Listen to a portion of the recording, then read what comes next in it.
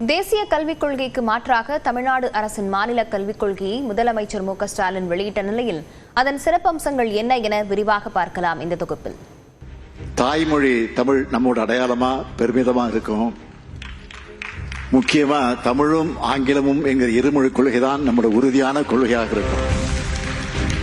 மீண்டும் சொல்றேன், இருமொழி கொள்கைதான் நம்முடைய உறுதியான கொள்கை.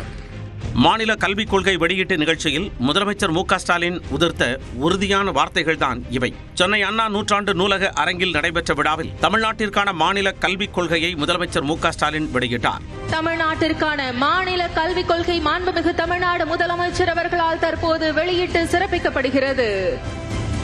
அனைவரின் கைகளிலும் தற்போது மாநில கல்விக் கொள்கை மகத்தான ஒரு நாள், வரலாறாக இந்த நாள் அமைந்திருக்கிறது. உயர்கல்வி மற்றும் பள்ளி கல்வி என இரு பிரிவுகளாக கொள்கை பிரிக்கப்பட்டுள்ள நிலையில் முதற்கட்டமாக பள்ளி கல்வித்துறைக்கான மாநில கல்விக் கொள்கை வெளியிடப்பட்டது. அனைத்து பள்ளிகளிலும் தாய்மொழி, பிராந்திய மொழி, ஆங்கிலம் என மும்மொழியை தேசிய கல்விக் கொள்கை பரிந்துரைக்கும் நிலையில் தமிழ்நாடு அரசின் மாநில கல்விக் கொள்கை தமிழ் மற்றும் ஆங்கிலம் என இருமொழி கொள்கையை மட்டுமே பரிந்துரைக்கிறது. அதேபோல் சிபிஎஸ்இ, ஐசிஎஸ்இ உள்ளிட்ட பள்ளிகளிலும் 10ஆம் வகுப்பு வரை தமிழ் கட்டாயமாக்கப்பட்டுள்ளது.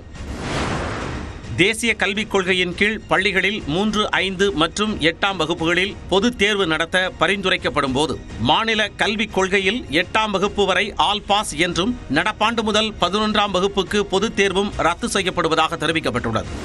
பொறியியல், மருத்துவம் உள்ளிட்ட படிப்புகளுடன் கலை, அறிவியல் கல்லூரிகளிலும் மாணவர் சேர்க்கைக்கு நுழைவுத் தேர்வு நடத்த தேசிய கல்விக் கொள்கை பரிந்துரைக்கும் நிலையில் இளங்கலை படிப்புகளின் சேர்க்கை 12ஆம் வகுப்பு மதிப்பெண்கள் அடிப்படையிலேயே இருக்கும் என மாநில கல்விக் கொள்கை கூறுகிறது.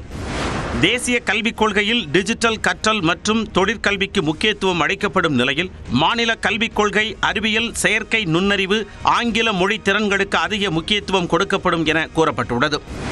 கல்வியில் அரசு, தனியார் இணைந்து செயல்படுவதை ஊக்குவிக்கும் வகையில் நாடு முழுவதும் ஒரே பாலிசி என்பதை தேசிய கல்விக் கொள்கை முன்னிறுத்தும் நிலையில் மாநில கல்விக் கொள்கை அதை முழுமையாக நிராகரித்து அரசு பள்ளி மற்றும் கல்லூரிகளில் மாநில அரசே அதிக முதலீடு செய்யும் என தெரிவித்துள்ளது. மேலும் கல்வியை பொதுப்பட்டியலில் வைக்க தேசிய கல்விக் கொள்கை கூறும் நிலையில் மாநில பட்டியலுக்கு மாற்றி முழு அதிகாரத்தையும் மாநில அரசுக்கு வழங்க வேண்டுமென மாநில கல்விக் கொள்கை வலியுறுத்துகிறது. இது தவிர ஒவ்வொரு ஒன்றியத்திலும் முன்னோடி மாதிரி பள்ளி அமைக்கப்படும். செயற்கை நுண்ணறிவு, ரோபோட்டிக்ஸ் ஆகியவற்றை 11 வயது முதலே மாணவர்களுக்கு கற்றுத்தரும் திட்டம், நான் முதல்வன் திட்டத்தில் 9ஆம் வகுப்பு முதலே தொழில் மற்றும் வாழ்க்கை வழிகாட்டல் வழங்கப்படும் என்பன உள்ளிட்டவை மாநில கல்விக் கொள்கையின் சிறப்பம்சங்களாக பார்க்கப்படுகிறது. இதனிடையே நடப்பு கல்வியாண்டு முதலே மாநில கல்விக் கொள்கை அமலுக்கு வருவதாக பள்ளி கல்வித்துறை அமைச்சர் அன்பில் மகேஷ் கூறினார். 11th அந்த குழந்தைங்களுக்கான அந்த ஒரு ப்ரெஷர் தொடர்ந்து இருக்கக்கூடாது. 10th முடிச்சுட்டு 11th அதுக்கான கான்செப்டை ஃபுல்லாக தெரிஞ்சுக்கிட்டு 12th அந்த குழந்தைங்க நல்லா பெர்ஃபார்ம் பண்ண வேண்டும் என்கின்ற ஒரு ஆசை தான். ஸோ அந்த ப்ரெஷரை நாங்கள் குறைக்கணும்னு ஆசைப்படுறோம், அவ்வளோதான். மேலும் மாநிலம் முழுவதும் 500 பள்ளிகள் தேர்வு செய்யப்பட்டு வெற்றி பள்ளிகள் திட்டத்தை விரிவாக்கம் செய்ய உள்ளதாக தெரிவித்தார்.